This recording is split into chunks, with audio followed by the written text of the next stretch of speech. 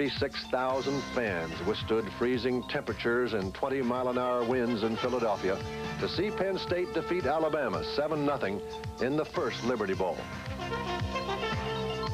Over the years, the bowl has experienced considerable changes, playing in the first indoor bowl game in Atlantic City and then moving to Memphis. I just had a strong feeling that if persistence would mean anything, that we'd stay in here, that one day this thing would gel. And we were 5 years in Philadelphia. We met unbelievable weather problems. The snow sometimes would be 12 or 14 inches deep. And that's when I conceived the idea that maybe we better go indoor. So we were the first bowl to ever go indoor in Atlantic City. But they only would seat 10,000, and it occurred to me then we had to move to larger quarters. I was invited by 5 different cities and in the South: Tampa, Birmingham, Atlanta, Memphis, and Phoenix. I arrived first in Memphis. I was greeted by some of the nicest people I'd ever met in my life, and the net result was I never did get to visit the other 4 cities, so here I am. Throughout its 25-year history, the Liberty Bowl has showcased the talents of some of the great players in college football.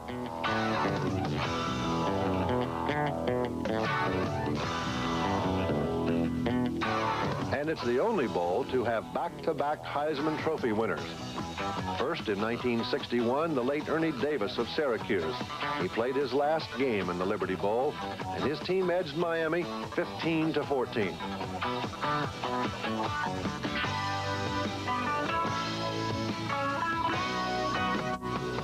Then the following season, Oregon State's Terry Baker scored the lone touchdown of the contest, a spectacular 99-yard run from scrimmage. And that run still holds as the longest in college football bowl history. Even more impressive is the list of great quarterbacks who have played in the Liberty Bowl. We've had some great stars. As far as quarterbacks go, of course, we started off with Richie Lucas at Penn State, who was then the main star, the big quarterback in those years in '59. And then later on, George Myrick came in with his great University of Miami team. We were the one that, I guess, started Archie Manning on his road to fame. Joe Ferguson, who's had a great pro career.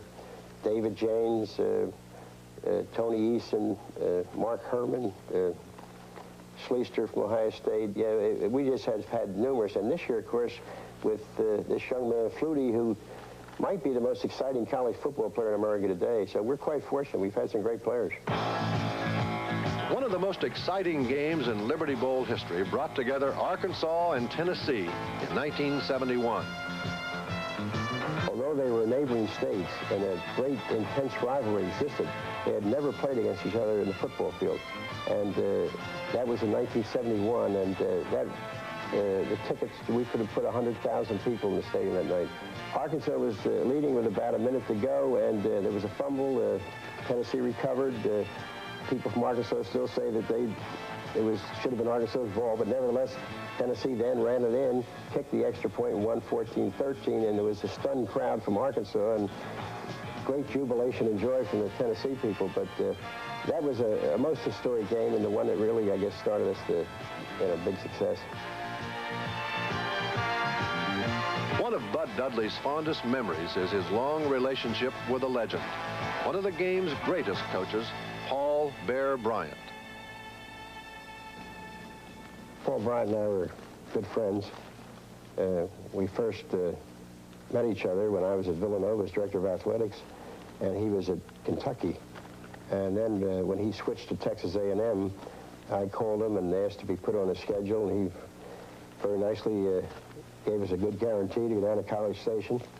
And then, of course, years later, I called and invited him to play in the Liberty Bowl. He played his first bowl game in Alabama in the Liberty Bowl, and as fate would have it, he was in our bowl 4 times, and his last game in Alabama, of course, was the Liberty Bowl. So it was a long, beautiful friendship. He was a beautiful person, and I miss him very much. December 29th, 1982, the nation watched as Bear Bryant took the field for the final time.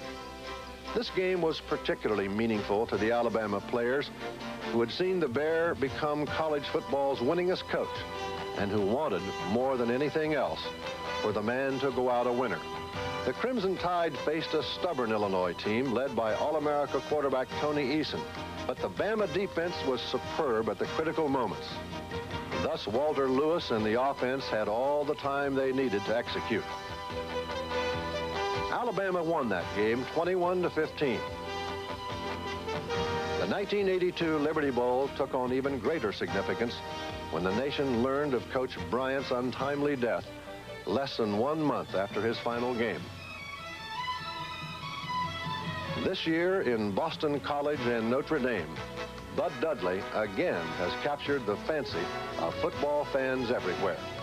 I suppose if I could pick the best ending for you, it'd be a full house and a great television audience, Notre Dame and Boston College going to the final 13 seconds, and one team lining up to kick a field goal that could win the game. Wouldn't be a bad ending. Yes, that would be nice.